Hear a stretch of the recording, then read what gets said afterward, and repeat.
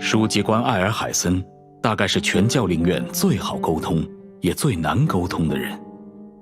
他不看无关因素，不听溢美虚词，只按照最实际的逻辑和章程办事。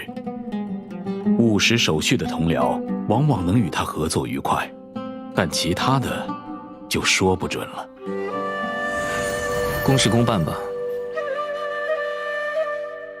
任何一名学者应该都不愿错过用神之眼做研究的机会，我想艾尔海森也不例外。只是没想到，比起用在研究上，元素力还是更能解决他生活中的麻烦。凡事都比别人多想一步，就总会有额外的收获。艾尔海森合成武器突破素材时，有一定概率获得双倍产出，为冒险提供帮助。艾尔海森的普通攻击可以进行至多5段的连续剑击，造成物理伤害。使用重击时，艾尔海森将消耗一定体力，瞬间向前方挥出2剑，造成物理伤害。点按元素战技，艾尔海森迅速突进，在突进结束时，对身边的敌人造成草元素伤害，并凝聚灼光镜。长按元素战技，艾尔海森进入瞄准状态，以调整突进的方向。释放时将产生1枚灼光镜，若此时未持有任何灼光镜，则额外产生1枚。艾尔海森至多拥有3枚灼光镜。持有灼光镜时，艾尔海森的普通攻击、重击与下落攻击将转为无法被护膜覆盖的草元素伤害。上述攻击命中敌人时，灼光镜将进行光幕攻击，造成基于灼光镜数量的草元素范围伤害。灼光镜将随着时间流逝逐枚消失，并将在艾尔海森退场时全部消失。解锁天赋4因定完后，艾尔海森的重击或下落攻击命中敌人时，将产生1枚灼光镜。该效果一段时间内至多触发1次。理论的推演。释放元素爆发，艾尔海森创造书向附近，造成多次草元素范围伤害。释放时，若持有灼光镜，将消耗所有的灼光镜，增加造成伤害的次数。释放完成短暂间隔后，若释放时未消耗灼光镜，则将为艾尔海森产生3枚灼光镜。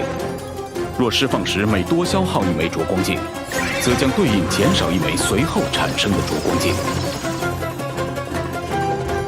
在多方镜像反射中，需凭慧眼才能破解最真实的一面。解锁天赋迷林道破后，艾尔海森的每点元素精通都会提升灼光镜的光幕伤害与元素爆发造成的伤害。通过这种方式得到的提升存在一定上限。在艾尔海森看来，保持理智是破解难题的先决条件。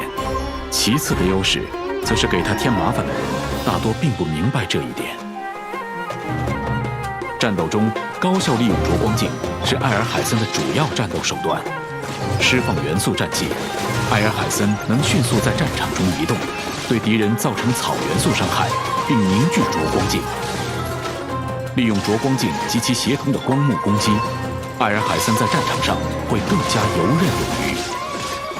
当元素能量充足时，艾尔海森能释放元素爆发，创造书向附近，对敌人造成多次草元素范围伤害。在未持有灼光镜时释放元素爆发，可随后生成灼光镜，继续进行追击。在持有灼光镜时释放，则能依据灼光镜的数量，造成更强烈的草元素伤害，拿下战局。